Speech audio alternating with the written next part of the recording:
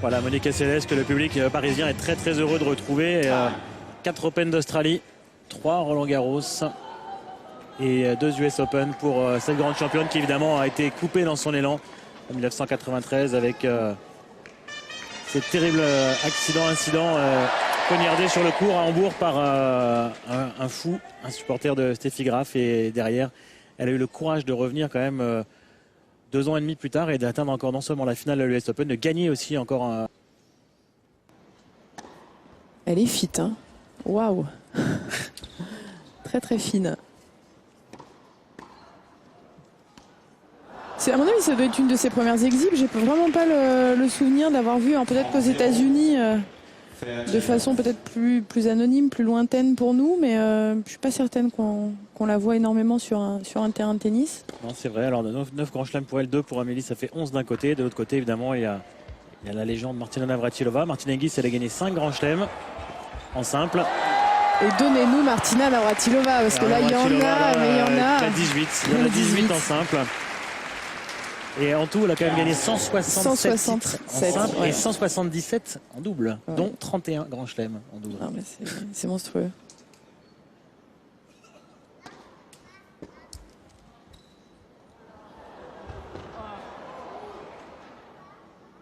Ouais, on a la confirmation, ça y est, officielle. Monica Seles a pris sa retraite en 2008. Attention. 15 février 2008. Et il a réussi le coup entre les jambes d'Amélie. Là, on se rend compte que les footings quotidiens payent, hein, du côté de la Française.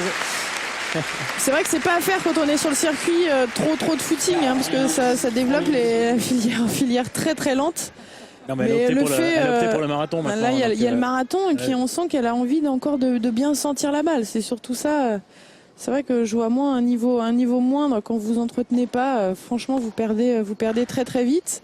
Et quand vous jouez ce genre, ce genre d'exhibition, c'est toujours intéressant de bien sentir la balle. Et Amélie qui a envie de jouer aussi avec la nouvelle génération en France. Elle tape énormément avec les filles, envie d'avoir une bonne qualité. Je pense que si ça lui fait plaisir, hein, quand elle ressort son fameux revers croisé, bien lifté, bien sortant. C'est intéressant de savoir par rapport au circuit à quel niveau elle pourrait se situer aujourd'hui. Mais on a l'impression. Alors après, il faut voir sur un match entier évidemment, mais à mon avis, elle a encore un assez bon niveau, hein, pour battre des joueuses du circuit. Surtout qu'à son âge, 79, donc c'est-à-dire 79 ans déjà. C'est-à-dire 32 ans. Donc là, effectivement, elle a du recul, elle est très mature, et c'est vrai que elle voit le tennis différemment. Après, pour être sur le circuit, il faut avoir la tête, il faut avoir l'envie, le mental. 4e service. Et elle a fait le point. Ouais, Bruno, vous êtes un puriste, vous n'appréciez pas, vous voulez qu'on joue absolument dans les règles. Il y a plein de petits changements. Vous êtes un compétiteur, en fait, c'est ça. Il n'y a pas de. Nous aussi, on joue avec 4 balles de service parfois. Dans les... Oui, ça nous arrive, hein, Bertrand. Il faut le reconnaître. Voire plus, même.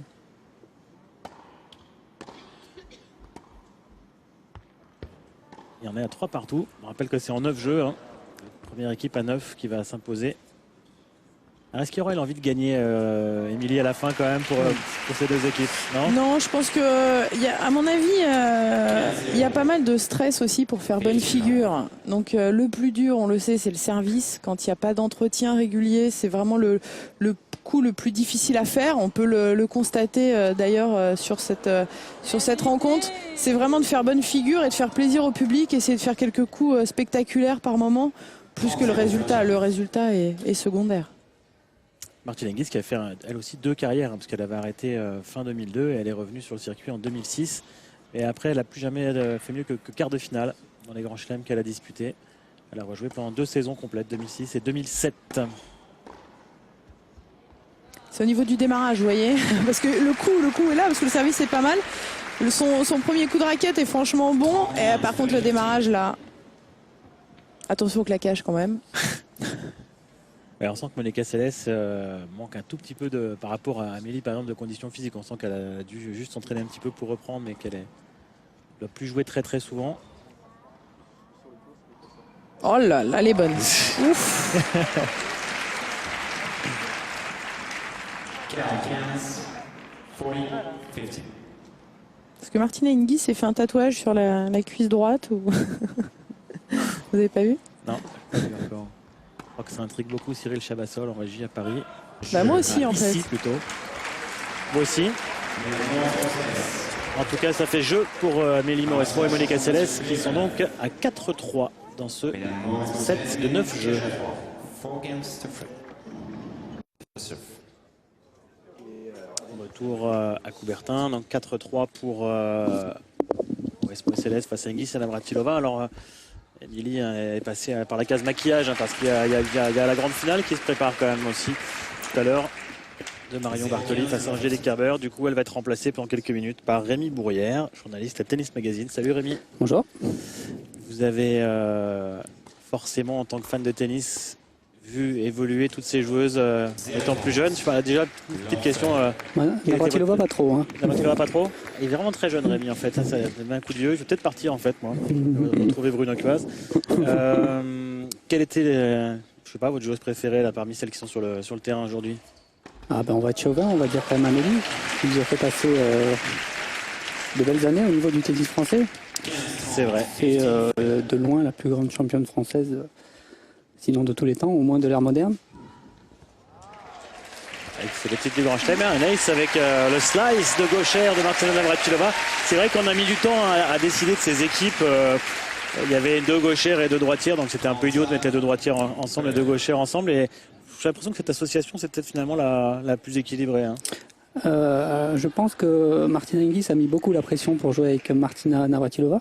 Parce que comme on sait, c'est son idole d'enfance. Enfin, plus exactement, c'est l'idole d'enfance de sa maman, Mélanie. Et si Martina se présente Martina, c'est un hommage évidemment à Navratilova.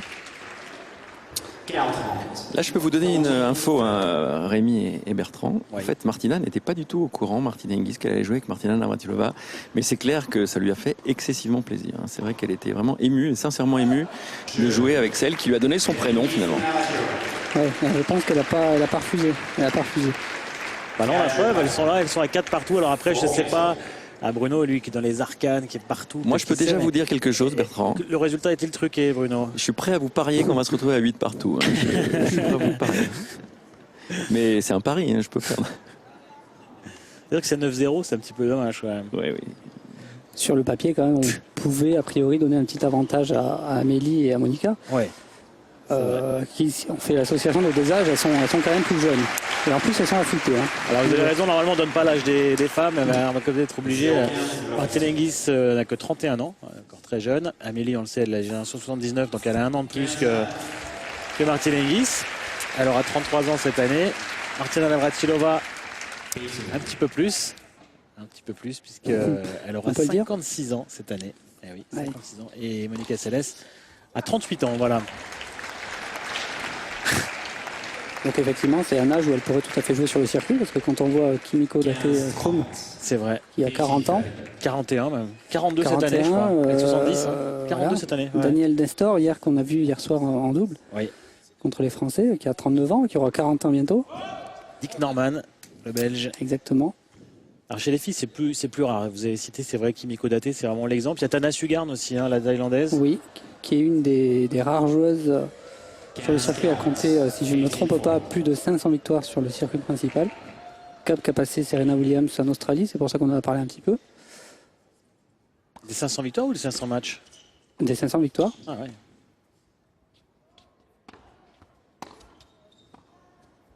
Federer qui en revanche passé le cap des 1000 matchs. 1000 matchs, exact, ouais.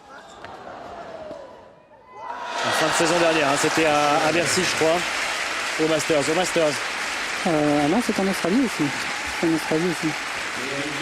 On y revient dans quelques instants. 5-4 pour Navratilova et Hingis. On se retrouve après la pub. Qui va venir apparemment. Hein. 5-4 Hingis, Navratilova face à Amélie Mauresmo et Monica Seles. Martina Hingis est au service. On va débreaker là pour Amélie et Monica. Surtout que le service n'a jamais été le point fort de Martina Hingis. Et vous avez raison, Rémi. Roger Federer, je crois que c'est contre Del Potro, effectivement, en quart en Australie, qui passe la barre des 1000 matchs. Mais il a eu un autre record fin de saison dernière, mais il y en a tellement que je me souviens plus. Alors en fin de saison dernière, il me semble que c'était la 100e finale jouée. Ouais, il y a ça aussi. Ouais. Il en a gagné 70 maintenant, 70-30. Et pour finir sur les stats, il a également passé le cap des 2007 gagnés en Australie. Mais bon, alors, on va peut-être revenir au tennis féminin, est à l'honneur aujourd'hui. Surtout que Federer, c'est pas son week-end là, avec la défaite de la Suisse 3-0 sèchement face aux États-Unis à domicile. Voilà. D'ailleurs, il était question à un moment donné qu'il joue le double mixte aux Jeux Olympiques avec Martin Hingis. Oui, c'est vrai. Mais on a vu les déclarations de Federer qui n'étaient pas forcément, je ne sais pas comment vous les avez perçues, mais pas forcément très sympathiques à l'égard de son coéquipier Wawrinka. Ouais. Il faut penser que peut-être que si Martina a lu ça, elle s'est dit peut-être que finalement j'ai bien fait de pas jouer avec eux. Mais il a dit que Wawrinka n'avait pas joué son meilleur tennis vendredi. Mais seulement lui non plus n'a pas joué son meilleur tennis vendredi, Wawrinka a perdu 9-7 au 5e et lui, Roger, a perdu 4-7 contre Isner, donc sur terre battue. Je crois qu'il n'était pas très content non plus du choix de la surface. Il a trouvé que cette terre battue était beaucoup trop rapide. Ouais, en altitude en plus. Ah. Après, un coup Davis, à mon avis, avant de choisir la terre battue qui embête les adversaires, il faut peut-être mieux choisir la surface, je veux dire, qui embête vos adversaires. Il faut peut-être mieux choisir la surface qui vous réussit le mieux. Ouais. Magnifique ça de la part de Martina Hingis, cette demi-volée. Ouais, on voit qu'il y a du toucher, on voit qu'il y a du toucher. Martina Hingis, qui était présente à l'Open d'Australie, dans le cadre de ses fonctions à l'Académie Mouratoglou, qu'elle occupe désormais, avait fait elle avait fait une conférence de presse.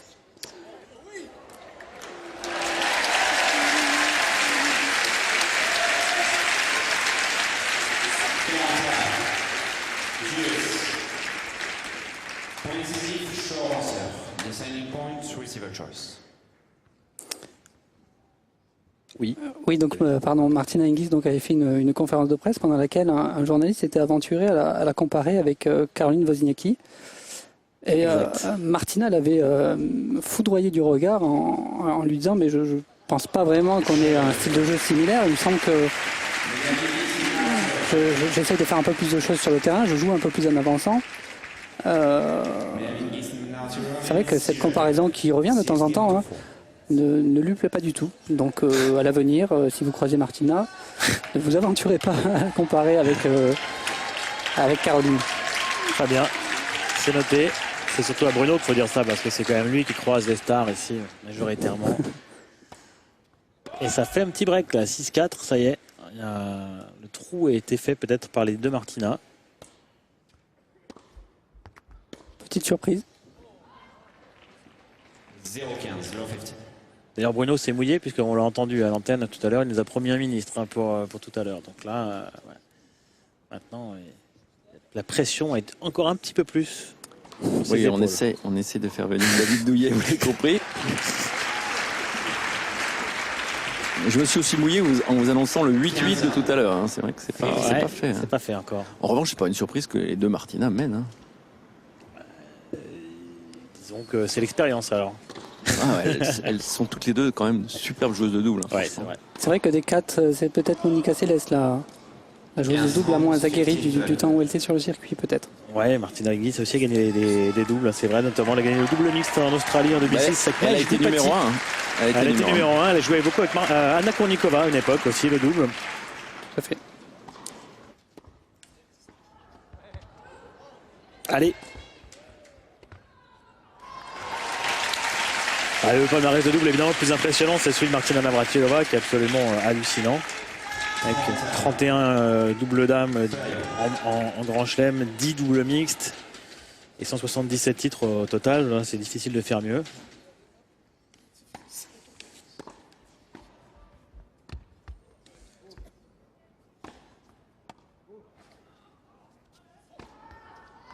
Après, le tout est de savoir aussi si les joueuses donnent tout, mettent tout dans chaque frappe. Pour Camélie, parfois, est assez généreuse sur les premières volées, par exemple.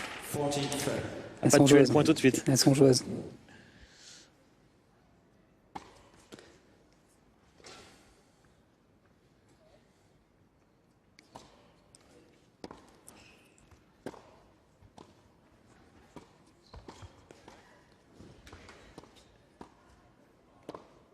Et de voler.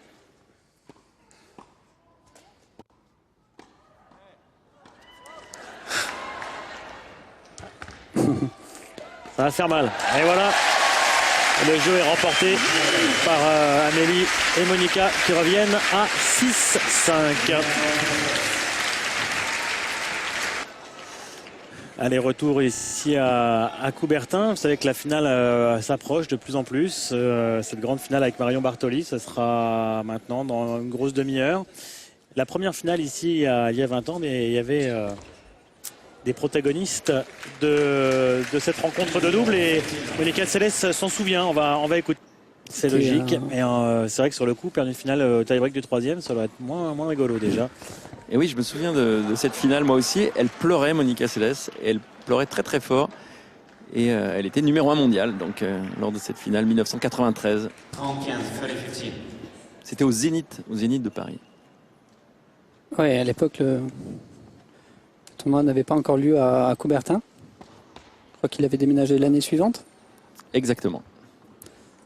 En tout cas, c'était une finale de légende qui avait bien lancé le tournoi. Mais dans l'ensemble, c'est vrai que ce tournoi a quand même fourni de belles finales et souvent des très grandes joueuses quand je veux les finales ici. Bon, Amélie, bien sûr, a gagné 3 fois. On avait Kim Clijsters, même si elle a perdu, qui était en finale l'an dernier, face à une joueuse qui est maintenant numéro 2, enfin qui a passé numéro 3 mondial, mais qui a quand même gagné le Masters et Wimbledon derrière. Il y a quand même beaucoup de joueuses de très grand renom qui ont été en finale ou qui ont gagné ici. Et en plus, il y a beaucoup de Françaises qui ont brillé. Donc dans l'ensemble, cet Open GDF quand même un très beau palmarès. C'est pour ça que ça aurait été dommage de perdre Sharapova et Bartoli cette semaine et que finalement Marion a réussi en se bagarrant à être là le dimanche et à perpétuer un peu la tradition des joueuses françaises qui réussissent bien dans ce tournoi.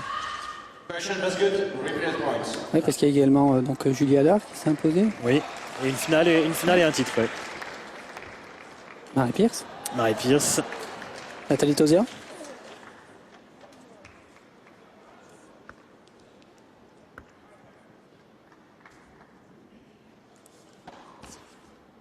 Net, point service.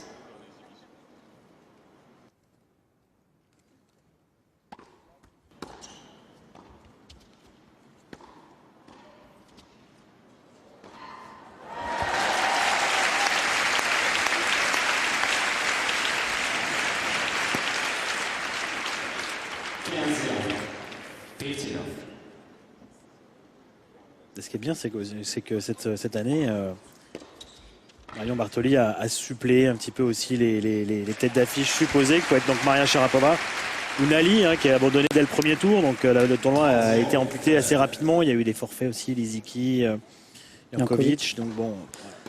Ouais, puis ce qu'il y a de bien, c'est qu'elle y a mis le cœur à Marion pour. Ça c'est sûr. Ça c'est sûr. Il y a toujours de petits breaks sur ce double de légende. 7-5 pour les deux Martina. Alors Bruno a parié pour le 8-8 tout à l'heure. On va voir. C'est tout à fait possible encore. Là, il y a 3 balles pour revenir à. Enfin 4 balles même, puisqu'il y a le Noad pour revenir à 7-6. Voilà. Une volée un petit peu plus tueuse de la part de Monica Seles. Et la paire Mauresmo-Seles revient à 7-6. Allez, retour à Coubertin, l'ambiance.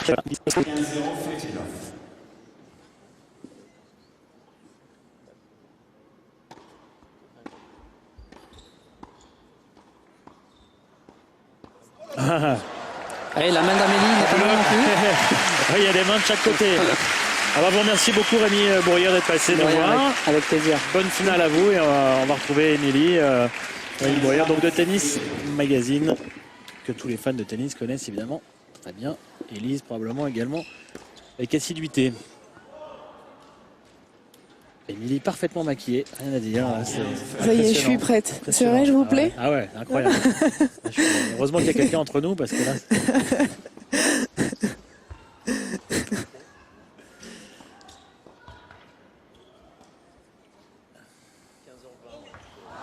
Il y a de la main en tout cas sur ce double. Ah, c'est vrai qu'il y a de la main.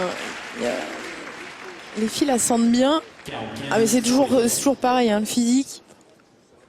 Quand la balle est sur vous, ça passe. Même quand vous jouez comme ça, même sans trop d'entretien. Si ce sont des gammes, il n'y a pas besoin de bouger. Là, tout se passe bien. Dès qu'il s'agit de faire un démarrage, les joueuses ont forcément perdu leur œil aussi. Alors Bruno tout à l'heure a parié pour un 8-8. Là, on a 2 balles de 8-6. Et 8-6, elle se rapproche, les deux Martina, de la victoire. En même temps, il y a aussi un côté évidemment Hingis Navratilova mène 8 jeux à 6. 8 games to 6. Il y a un côté côté. chronomètre puisque la finale Ah, vous êtes en elle est à train de dire que 15h30. c'est arrangé déjà. Non, mais bon, il faut que ce soit fini. Environ pour 15h20 quoi. Ah oui, on a dû calculer pour. Ah, voilà, c'est bien fait ça. Peut-être que Bruno a raison. Un petit 8-8, un super tie-break en 10. 15 love. Oula. Bah, je vous l'avais dit, hein, le service. Ouais, service, c'est plus dur.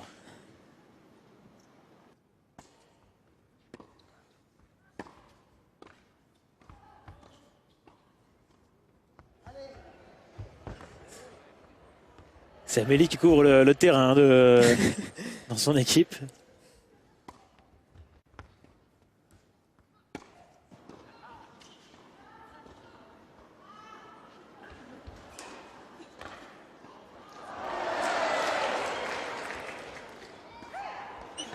Avec le petit cri qui va avec. Je suis content parce qu'on n'avait pas entendu le petit cri de Monica Seles encore. Et ça y est, là, sur cet échange, on l'a retrouvé. Par contre, vous remarquerez qu'à chaque fois, elle fait les passings dans les pieds. Même si au niveau du démarrage, c'est plus difficile.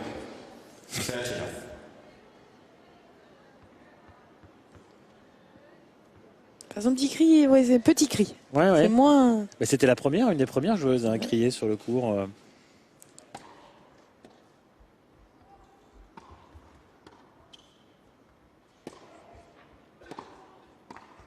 Oh, pas mal ça. Belle volée.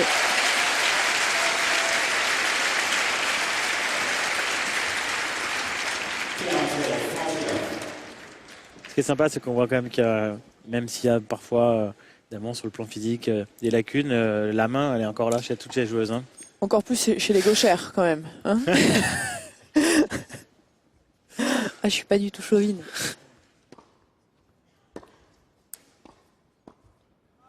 Et la volée de Martina, c'est quand même un grand moment. Techniquement, même maintenant, c'est du solide. Elle aussi, elle a quand même fait évoluer le jeu de façon incroyable, puisque c'est aussi une des premières joueuses à faire évoluer le jeu vers l'avant, à jouer service volé.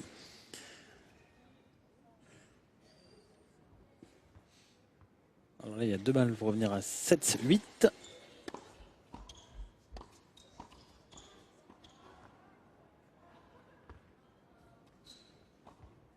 Mais voilà, c'est fait. 8-7. La décision n'est pas encore faite dans ce double des légendes.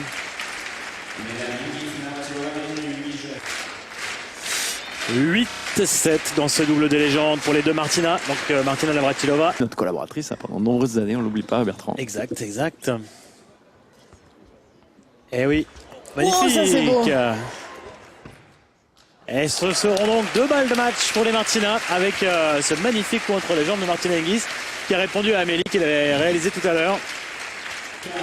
3 balles de match, puisqu'il n'y a pas comme il n'y a pas d'avantage. 3 possibilités de gagner, ça semble bien parti.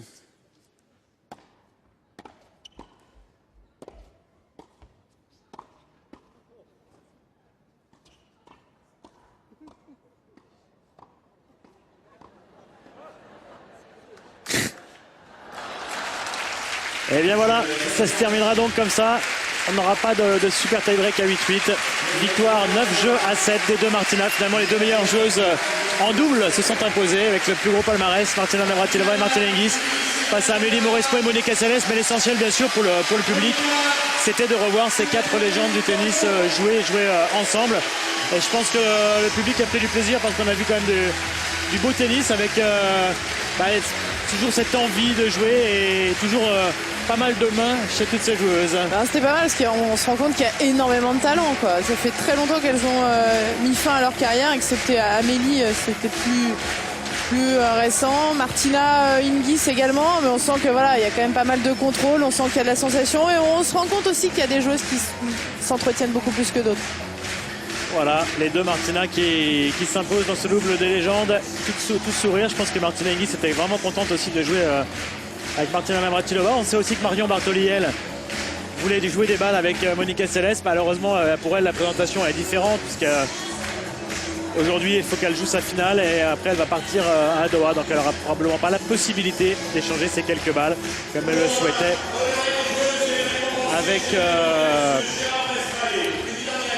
avec Monica Seles.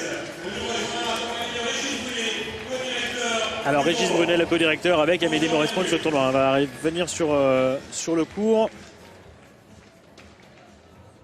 Et on va bien entendu une nouvelle fois réaccueillir les joueuses. Martina Navratilova. C'est Martina Navratilova qui va être appelée en premier.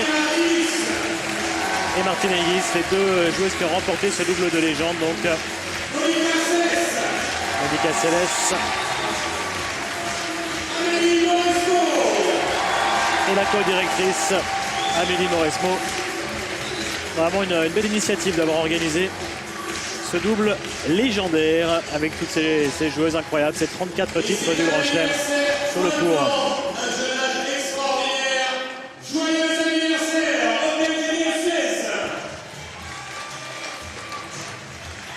Voilà, et je crois que nous allons retrouver pour lancer la finale qui aura lieu dans... Monica Seles, ça fait longtemps qu'on ne l'a pas vue sur les terrains.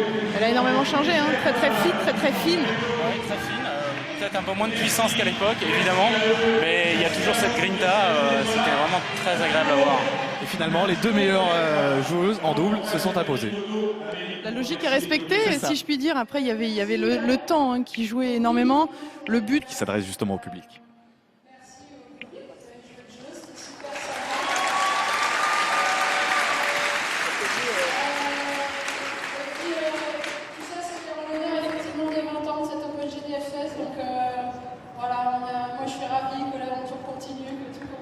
Je pense que c'est vraiment un bel événement et dans une salle plutôt sympathique. Donc à l'année prochaine. Thanks, guys.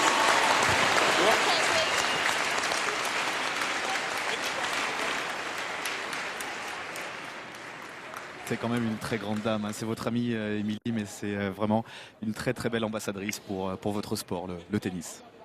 C'est top qu'elle s'investisse dans le tennis féminin comme ça. C'est vrai que le tournoi, pour nous, ancienne joueuse, ce tournoi est particulier. Il y a Roland Garros et il y a ce tournoi qui nous a toujours réussi, qui a énormément réussi Amélie. Et je trouve ça super qu'elle s'investisse dans l'organisation et qu'elle soit co-directrice. Au-delà des joueuses qui sont présentes, au-delà du plateau, il est important d'avoir un grand nom aussi pour que le public réponde présent. Et c'est super qu'elle ait fait ça. Romain, vous êtes responsable de la rubrique tennis à l'équipe.